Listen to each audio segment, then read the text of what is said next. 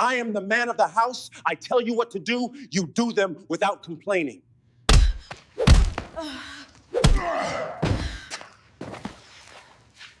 She just collapsed. Get her inside, Trauma Bay 2. Marriages these days in. A man will go out and find his partner. Another man's daughter. She will make a perfect wife. She will sit when I say so. She looks like the type of women that do not disrespect. After all, I will use my hard-earned money to pay heavily for dowry and other requests from her people. Then she will disrespect me. Never. The list goes on and on. This is exactly what happened in this story. Do not go anywhere. Stay with me. Let me start from the very beginning. Ah, poor Amarachi. Chai. Her name carried hope, love, and the kind of light that only comes after years of darkness. She was the only child of two people who had waited so long to hold a child in their arms. Her parents' love story was not one without struggle. Years of longing, years of miscarriages, years of whispers from neighbors and relatives suggesting that her father should take another wife, that her mother was somehow cursed, that their time was running out, all of it could have broken them. But her father, he never once wavered. He loved his wife with a devotion that few could understand. When strangers or even family tried to convince him to look elsewhere for a child, he refused. He would call them wicked, greedy, evil. He would not let anyone's fear or superstition guide his heart.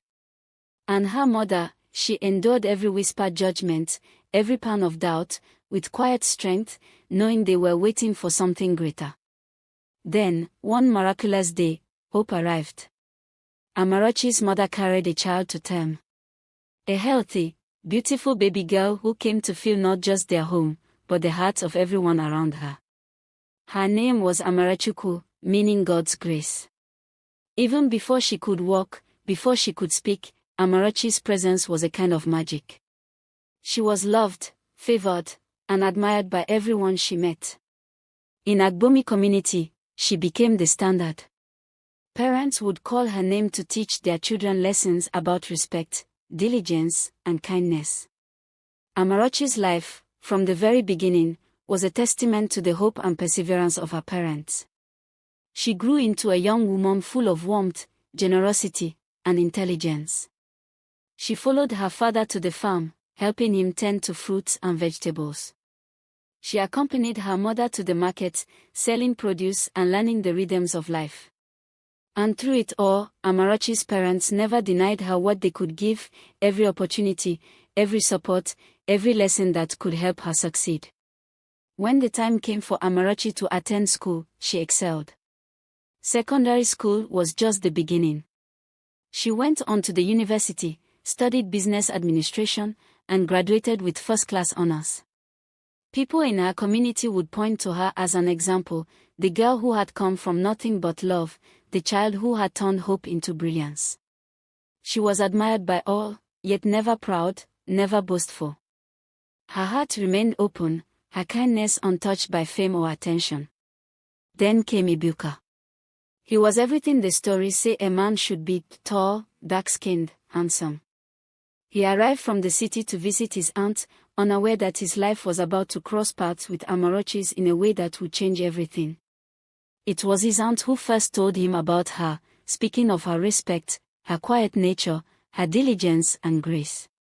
But it was those two qualities, respectful, quiet, that lodged themselves deep in his mind. I found her, he thought. She is the one. And I better do something fast so she could be mine. At least she does not know anything about me, not yet. I can tell her to sit, then she will sit. I can tell her to stand and she will stand. She have not known city life, so she is the 1 inch. Ibuka was a man who praised himself for every action, big or small, yet found fault in everything others did. He is lazy, dependent on his parents, unable to hold a job without arguing. He had tried the city girls, but dismissed every woman for being too demanding. He was searching for someone quiet, someone controllable, someone he could mold to his expectations. And Amarachi, in his eyes, seemed perfect. Ibuka began to visit Agbomi community always. Each time he visited, he makes sure he sees Amarachi. From calling her by the side to talk to her, to escorting her back home whenever she went for an errand. Weeks passed, Ibuka decided to make his intentions known to Amarachi's people. Courtship followed. Ibuka and his family visited Amarachi's compound, performed the dowry and marriage rites, and she was taken to his home. For a short while, he was charming, well-mannered, agreeable even. His smiles, his polite words, his attentiveness, all of it seemed to promise a happy beginning. Amarachi, raised on trust and love, embraced the marriage with hope in her heart. But happiness, as it often does in stories like this, was only temporary. Within a week, the mask began to slip. Subtle criticisms turned sharp. Comments about her walking, talking, cooking, resting, all became constant. Nothing she did was ever right in his eyes. Amarachi, who had only known kindness and encouragement, now lived in fear of his judgment. Sometimes his words escalated to blows. She tried to reason, to remind him of love, to ask for understanding, but each plea was met with anger, each request with harshness. Her world shrunk to the small walls of their home, each day a trial of endurance. Yet Amarachi remained kind, patient, and devoted. She did not rebel, she did not lash out. She endured, as she had learned from her parents, with dignity and grace, even in the face of injustice. And this was only the beginning. Will Amarachi's strength be enough to survive what is coming? Or will the man she trusted most destroy her entirely? Hit the subscribe button, turn on notifications bell, press the like button and witness the truth behind the love that turned to betrayal. Amarachi thought that after surviving the first weeks of marriage, the worst was behind her. She was wrong. Months passed, Amarachi became pregnant. Pregnancy should have been a time of joy, a promise of new life. But in Ibuka's house, it became a battlefield. From the very first trimester, every sign of discomfort became an offense. Morning sickness, coughing, fatigue, each was met with yelling, ridicule, and sometimes, blows. Amarachi, who had endured so much already, began to realize that the man she had trusted was no longer just critical, he was cruel. "Is that how lazy you are?" he would shout, watching her wince in pain. "I go out to work, I provide, and you sit at home and fall sick. You think this is acceptable?" Even the smallest actions were enough to trigger his rage. If she spilled water, he would berate her. If she rested for a moment, he accused her of laziness.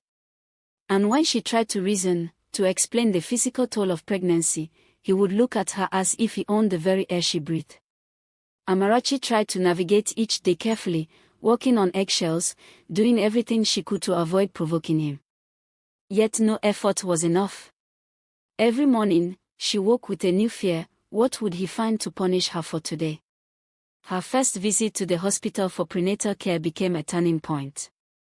She hoped for advice, for care, for reassurance about the child growing inside her. But Ibuka saw it as an act of rebellion. "I thought we talked about this last night," he shouted, his face twisted with anger. "You will not go. You stay at home. The baby is strong. You are strong. I don't need fetishes or hospitals interfering in what is already perfect." Despite his threats, Amarachi knew the child's life mattered. She began sneaking visits to the clinic, careful to avoid detection. She endured each day, praying for strength, for patience, and for the courage to survive the man she had married. But the cruelty only grew. And then came the night when labor hit her so hard. It was quiet in the house. Amarachi's body ached, her heart pounded, not from fear alone, but from the life inside her stirring, preparing to enter the world. She felt the first signs, a gush of fluid. She screamed instinctively. Ibuka jolted awake, eyes wide with irritation. "What is it, woman?" What is it this time? He barked, rising aggressively. I think my water just broke, Amarachi managed, trembling. He glanced at the bed, saw the wet sheets, and then turned to her with pure rage. So you could not carry your fat, lazy self to the bathroom? You urinated on my bed. Can you and your miserable family even afford this bed? Amarachi tried to explain, to make him understand the truth. The baby is coming. But Ebuka's anger was deafening.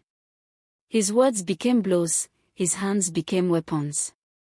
He kicked her, struck her, shouted until she fainted, her body writhing in agony and fear. And then, as abruptly as it began, he left her there. He grabbed a pillow, retreated to the parlor, and went back to sleep, leaving her to suffer alone on the floor of their bedroom. But the world had not forgotten her.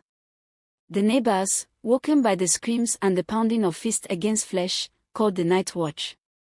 They rushed to the house, knocking on Ebuka's door until he opened. Shocked by their presence, he could only watch as they entered the bedroom, finding Amarachi nearly lifeless on the floor. She was rushed to the hospital, the pain of abuse compounded by the urgent, terrifying labor she endured alone. Weeks later, she awoke from coma to find her parents seated with her in the hospital room, her body weak, her spirit battered. And then the news hit her like a crushing weight: she had lost her baby. A part of her heart, a piece of her very soul, had been taken. Ebuka, however, was not done in the world of consequences. The authorities captured him and handed him over to the police. He was eventually sent to prison. But for Amarachi, the prison sentence could not undo what had been done.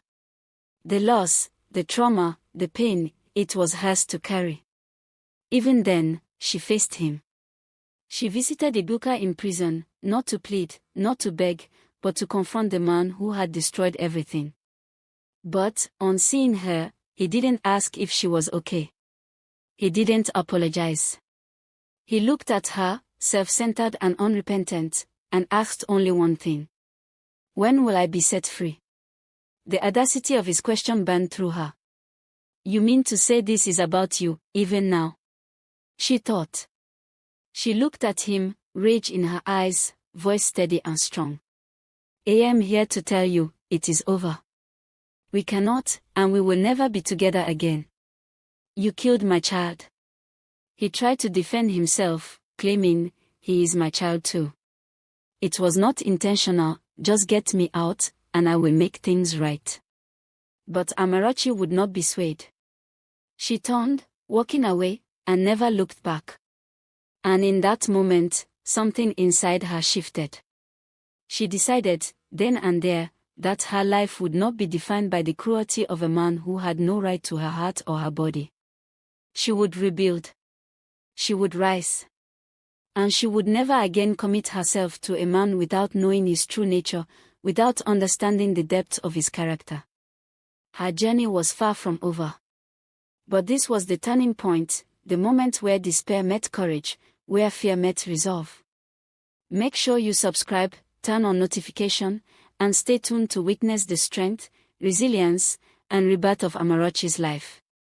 And also, don't forget to tell us your name and where you are watching from, so we can give you a shout out in our next video. Let's continue our story. The prison doors closed behind Amarachi, and with each step she took, she left behind the pain, the fear, and the man who had tried to destroy her life. She was weak, her body bruised, her heart shattered, but inside her, something fierce had awakened. She had lost her child. She had faced the unimaginable cruelty of a man she once trusted. And yet, she was alive. And with life comes choice. Amarachi returned home, to the quiet of her own space, to the familiar rhythm of her parents' love. They held her, they comforted her, and they reminded her of something essential: her worth, her strength, her resilience. She could have let grief consume her, let rage define her.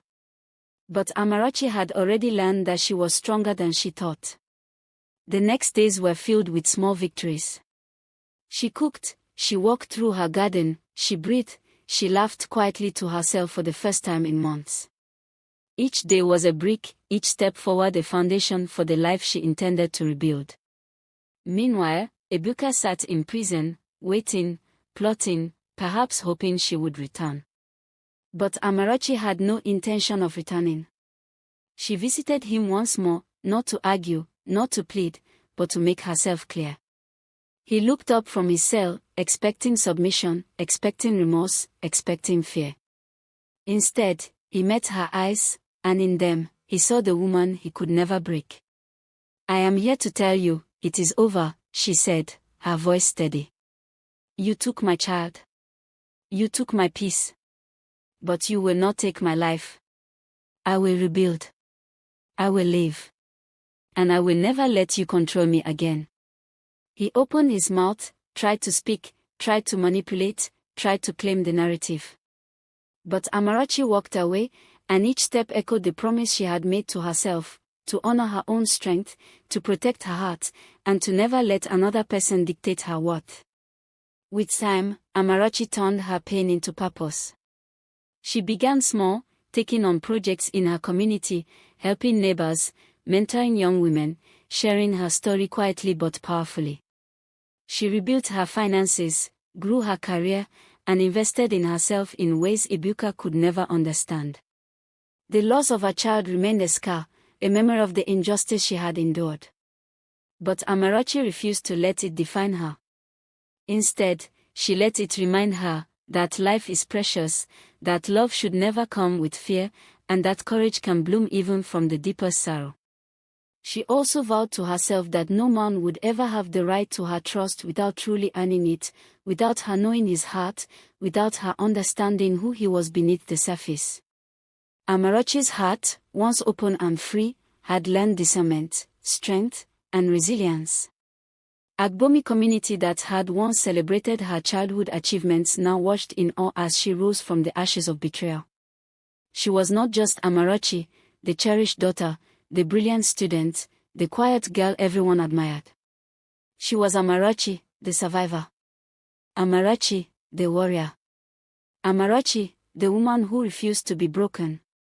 And as she walked through the market with her mother, tending to the fruits and vegetables that had once been a symbol of her family's simple life, she smiled, not because her past was gone, but because she had learned to live despite it. She smiled because she had taken control of her story. She smiled because no man, no betrayal, no cruelty could ever steal her spirit again. Amarachi's story is one of heartbreak, yes. But it is also a story of triumph. A story of courage, of survival, of reclaiming life from the hands of a man who thought he could control her. And it is a story that reminds us all, no matter how deep the pain, no matter how dark the night, life can be rebuilt. And sometimes, the strongest women emerge from the hardest battles. Amarachi's journey may have begun in love and light, but it ended in strength and power. Let her story remind you that your life, your peace, and your heart are yours, and yours alone. If you've been touched by Amarachi's journey, or if you know someone who needs to hear that they can rise above pain and betrayal, comment below, share this story, and subscribe for more real-life stories of courage and survival. Make sure you drop your native name in the comment section so we can use it for our next story. Thanks for watching. Bye.